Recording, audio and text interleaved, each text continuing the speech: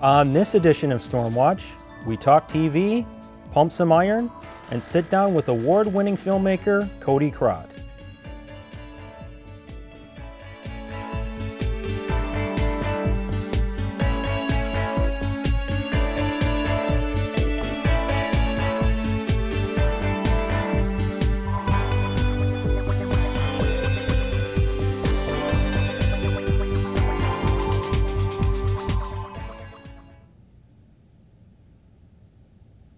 Hi, I'm Warren Barth, and joining me in the studio today is Dr. Diane Jefferson of the MATC Pre-College Teaching Division.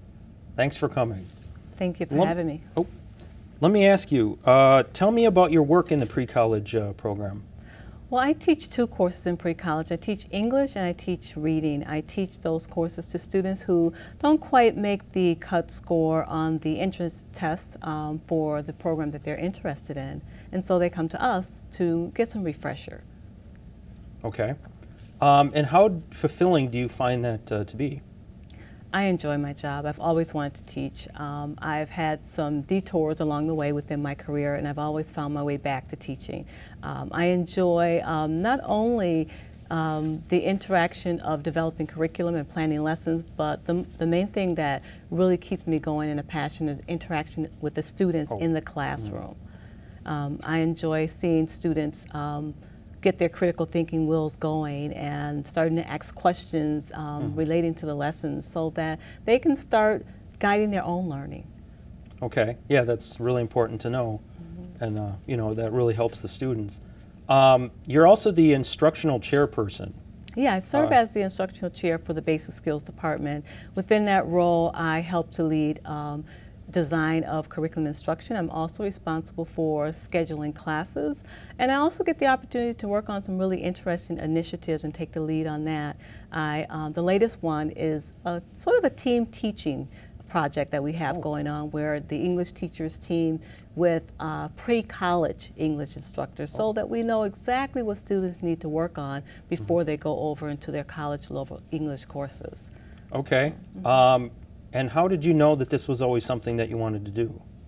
I enjoyed tutoring my younger siblings when I was young, and also my young cousins. And I knew that that was something that I wanted to do because I liked the feeling of helping someone to learn something that they didn't previously know. So that started at a very young age. There's 8 of us in our family, so there's always someone to kind of sit and read with and talk with and learn from each other. Yeah, that's a big family, 8 people. And then what special challenges do you find working in the division?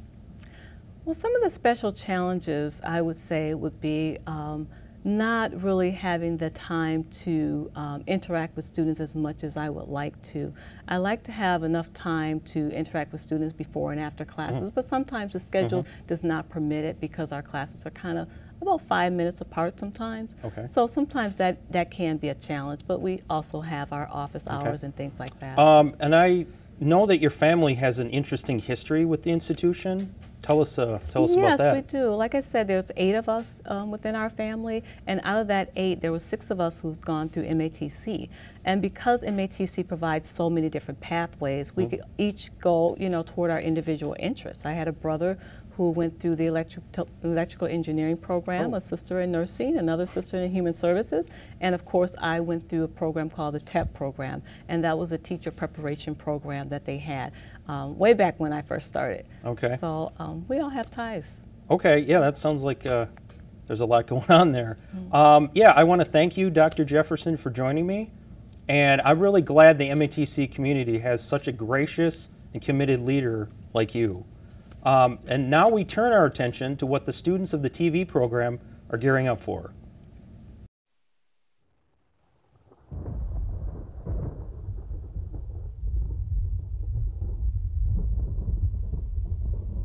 The halls of MATC are buzzing with anticipation for MPTV Student Operations Day, the day of programs produced entirely by students from the TV and video production program. We want to make work or projects or pieces or production pieces that our audiences really enjoy. And that's the biggest part of what we learn. It's one thing to be able to make a good looking piece, but when it comes down to it, you're really creating something for your audience to enjoy. The culmination of Student Ops Day will be the broadcast of the April 12th concert of singer-songwriter Carrie Rodriguez at the Turner Hall Ballroom. Rodriguez, acclaimed for her body of work, has performed with artists such as Lucinda Williams and John Prine, and on programs like The Colbert Report and Austin City Limits.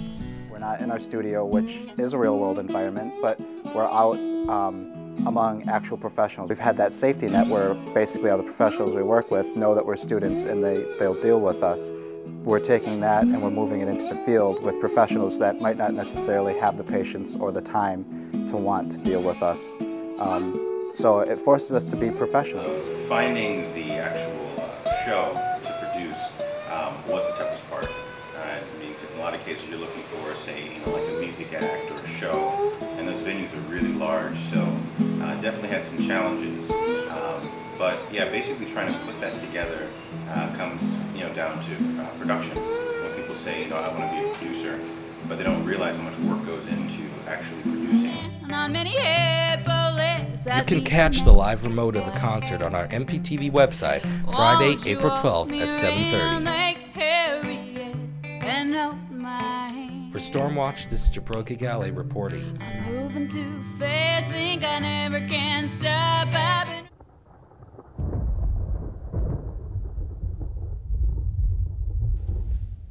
Well, I for one won't be missing that.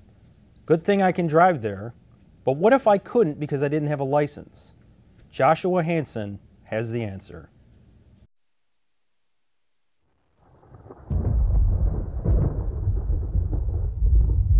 The Center for Driver's License Recovery and Employability is a non-profit organization located right here at MATC.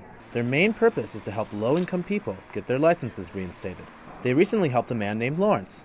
Lawrence's main issue were failure to pay suspensions in the City of Milwaukee Municipal Court. And so I came over here and I had like $800 and some worth of tickets. Angela and Molly explained the first step in getting Lawrence's license back. Typically when a client first comes in, they meet with a case manager who runs their driving record and identifies all barriers to licensing. Once they've identified all the obstacles that stand in someone's way, then it's time to negotiate with the authorities. So we'll go to court, we'll deal with various traffic tickets, we'll maybe try to reopen them, see if we can get some reduced or dismissed. We can get, all of our clients are indigent, they're all low income, and probably got in that situation because they weren't able to make a payment somewhere along the way. I was able to go to the courts and get on an installment plan and work out a thing where I can get my license back. But they referred me to the judge. And the judge in return gave me my license back, providing that I paid the reinstatement fee, which WCS License Recovery paid for. Not having his license was a big burden for Lawrence that only got bigger. Well, for one thing, I wasn't able to drive, but I drove anyway, so when I did get pulled over, the tickets started accumulating, and that made it difficult for me to get to work. Not being able to drive wasn't the only downside for Lawrence. You can't even get in certain places or do certain things unless you have a license. They don't even want a state ID or a school ID. They want a driver's license, especially if you're writing a check or if you're using a debit card or a credit card. Lawrence is very grateful for the help he received from the organization. I've been blessed, truly blessed. He isn't the only one getting something out of this. It's not the type of job where you go to and it's just like, oh no, what's going to be on my voicemail today? Just because it's just a really happy environment, and our clients are thankful for us, and we're thankful to provide the services that we do.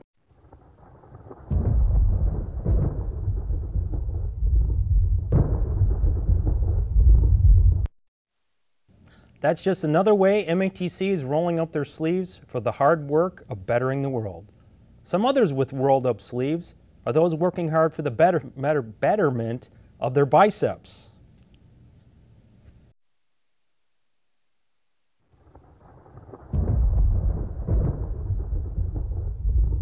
Hitting the weight room is an important aspect to stay fit and healthy. I work out 4 times a week. I do a migration, I do an upper body, then I do lower body, but I do mainly a lot of chest and biceps. I saw a bodybuilding competition. It was a local bodybuilding competition in which I knew the guy who actually ended up winning. He was from my neighborhood. And from there, it just kind of sparked an interest in me, and I've been lifting weights ever since. Having goals and being consistent is very important to working out. Overall, me doing it, me executing it, you know, remaining consistent. You know, as I come up or I go up, I move up, but the most important thing is to stay active, stay fit, and stay healthy at all times. I'll say nutrition is a real big part of it. You know, the one thing that everybody wants is energy, so you got to have proper diet with exercise at all times. You got to have overall good health to have good health. So it's not just me working out, it's me having a proper diet as well. It's also very important to do different types of workouts. I do 2 different types of bench press. I do close grip and I do wide grip bench press. Certain days I max out, certain days I do like a medium amount of weight that I could deal with. And I do normally 3 sets of 8. Subscribe to Muscle Fitness, which that, you know, I get a lot of ideals from there. I kind of observe other people, other individuals' workouts, and I kind of incorporate those into my workout plan. And you know, it adds value and it decreases boredom, so to speak. And then I set goals. Setting goals over time for 1 month, 6 months, and a year is very important. It's also important to reflect and possibly adapt to new objectives over a 3 to 4 year period.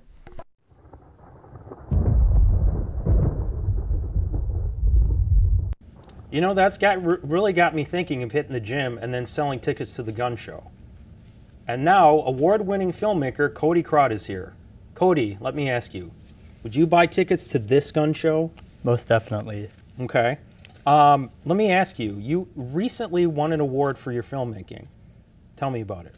Everyone in the program had to submit a 2-minute video of their work to the MCAI, and they reviewed some of them, and I, with my partner Warren, we collaborated on it, and we won first place. Oh, good.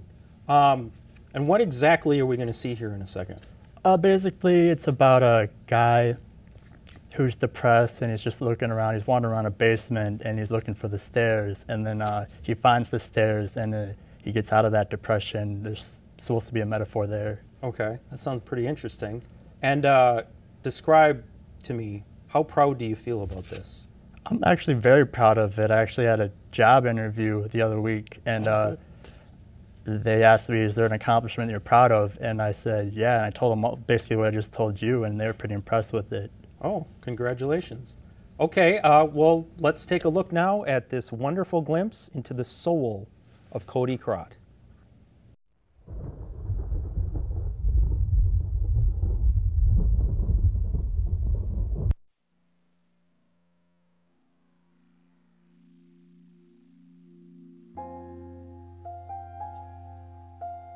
Why does everyone get second, third, fourth, and fifth chances? I just want one.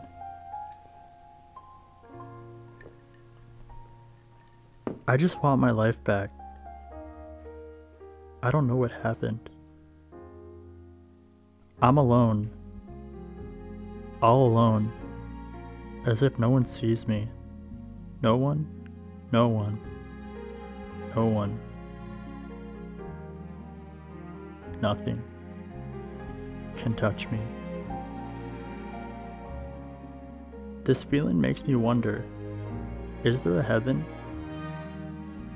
Is there a hell? Is this hell?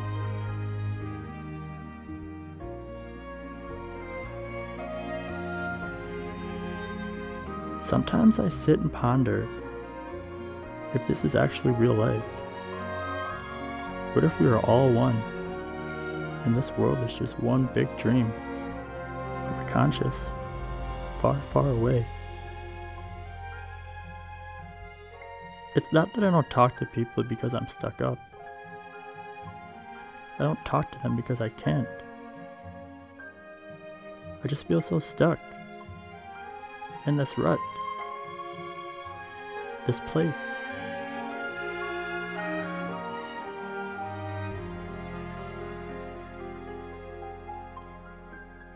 I feel like I'm missing something. Something that just might not be everyone else. Maybe it's me. Maybe it's not what I don't see. Maybe it's...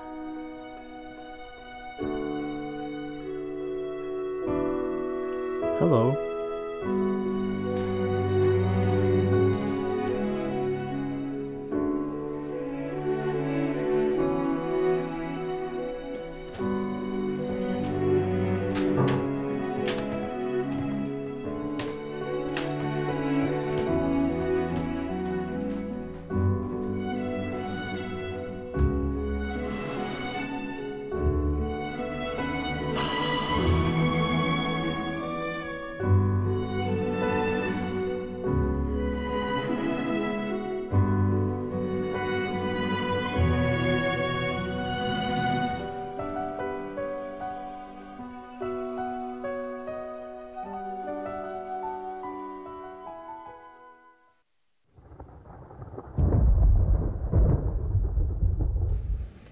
Wow, I don't know what to say.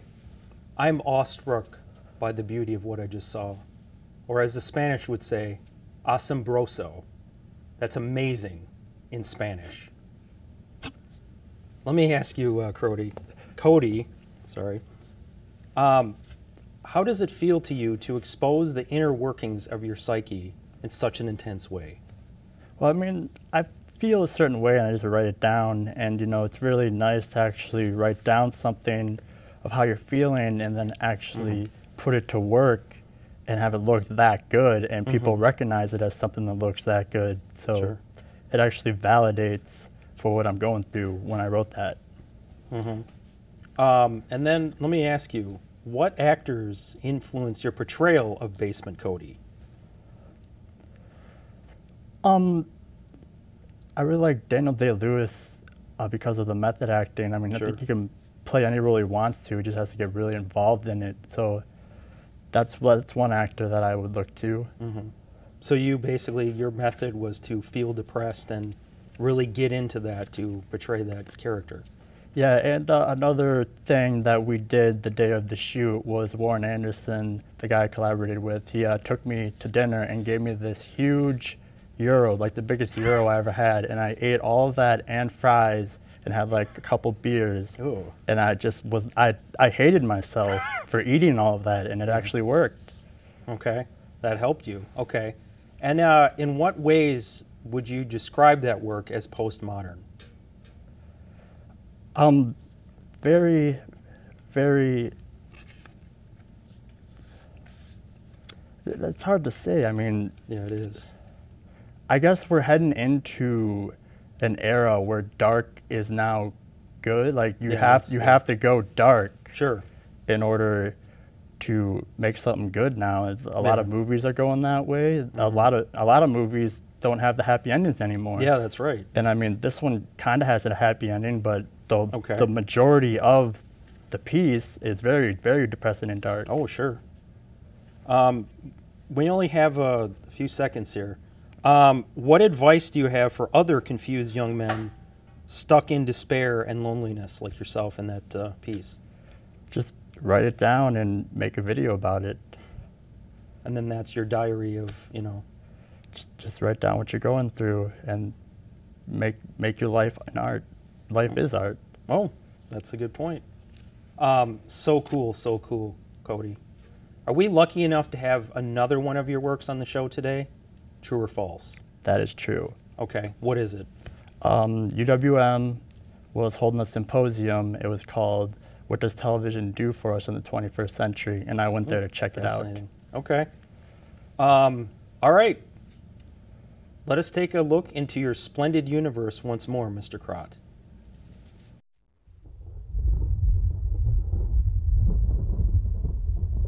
How has television changed in the 21st century? You're watching a TV show online right now. Does that still mean it's television? Christine Evans and Shelleen Green were both presenters at the What Does Television Do in the 21st Century Symposium at UWM. Shalene talked about representations of race in television in the post-racial era. One thing I was sort of discovered when I was reading about HBO is that HBO was the first subscribers were primarily African American. It's later on that we began to associate it with the prestige programming. I don't ever think we sort of look at, how demographics have shifted. Christine talked about ways to understand Soviet cultural politics. The show is still in the air in Russia, and it's begun to be sold and reproduced as a format beyond the former Soviet Union, with mixed success. But the show also has a very vibrant life beyond television.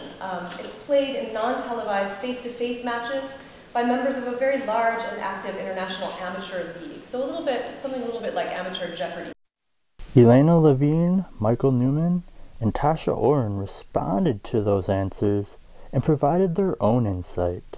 Television studies has always been about much more than exclusively the text and the programs, right? It's about understanding TV as a significant medium for the ways that it's experienced and the ways that it's lived. In Shalene's case, the show rejects a kind of focus on race while at the same time fully aware of how an audience would read that scene as also a kind of conflict between what the show is. We sometimes overemphasize change because change is so palpable to us, and we're constantly on the lookout for it at the expense of noticing continuity. What does television do in the 21st century turns out to be a great question. Does it remain continuous with the history we've had in television, or does it go its own way in the future? For Stormwatch, I'm Cody Krott.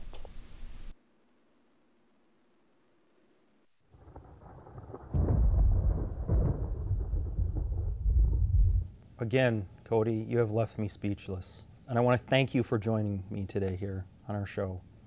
I'm Warren Barth, and I leave you tonight with an artistic view of A Saturday in Milwaukee by Dan Vang. Thank you at home, and until next time, I bid you adieu. That's goodbye in French.